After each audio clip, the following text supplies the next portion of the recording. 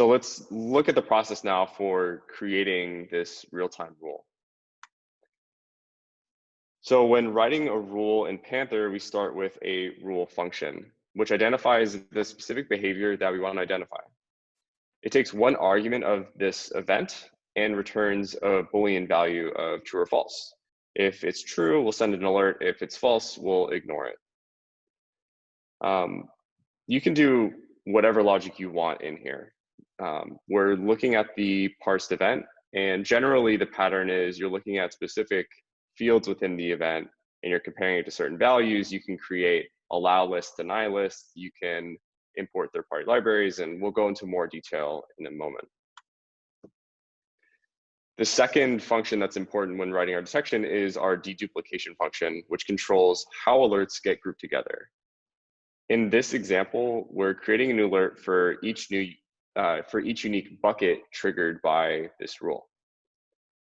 This function also gets coupled with a deduplication period for which new events will continue to be added to existing alerts. After the window, a new alert would get created and you would essentially start that process over.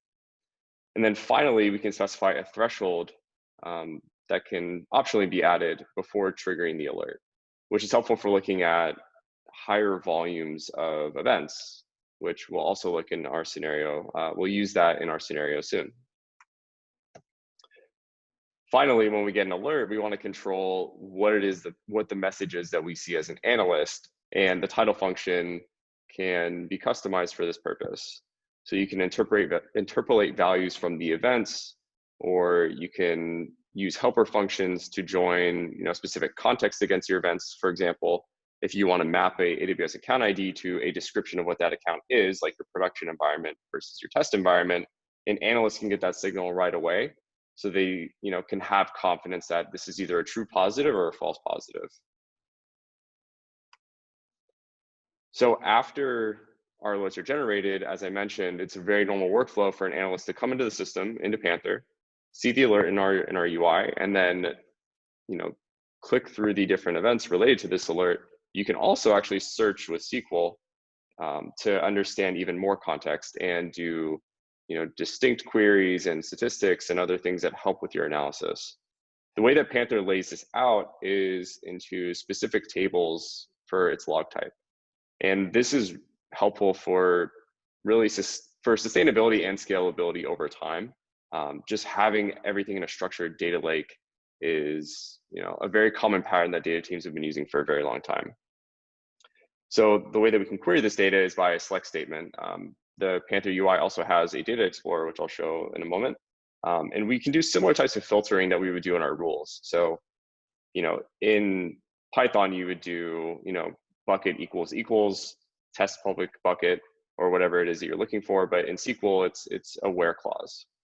And our data actually gets grouped into 3 different databases. So one of them is the Panther logs database, which is every normalized log that's come through the system.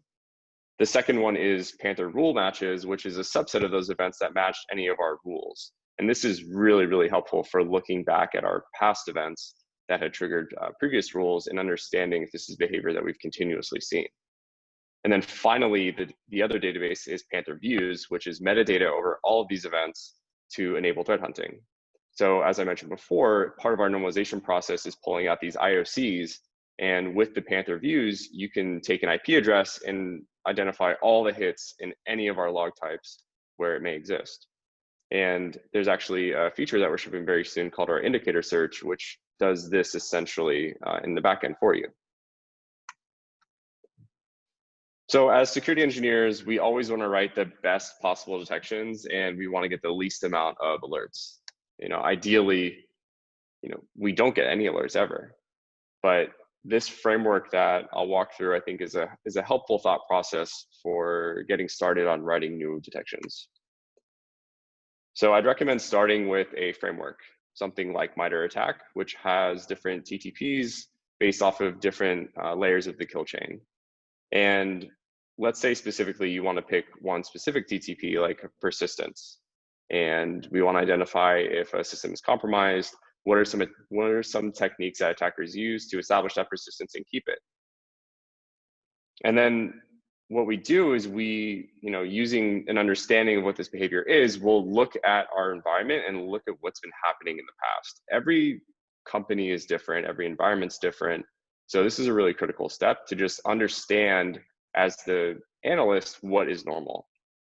And then you'll take this information in this context and write your rule with that.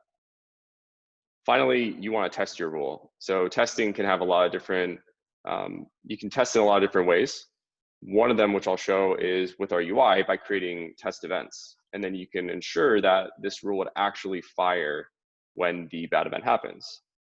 And then finally, once we get more alerts, we can feed this back into the system, we can tune our rules, and we can redeploy it within the UI itself. And then that way we have less alerts, less alert fatigue, and we just have a more accurate rule.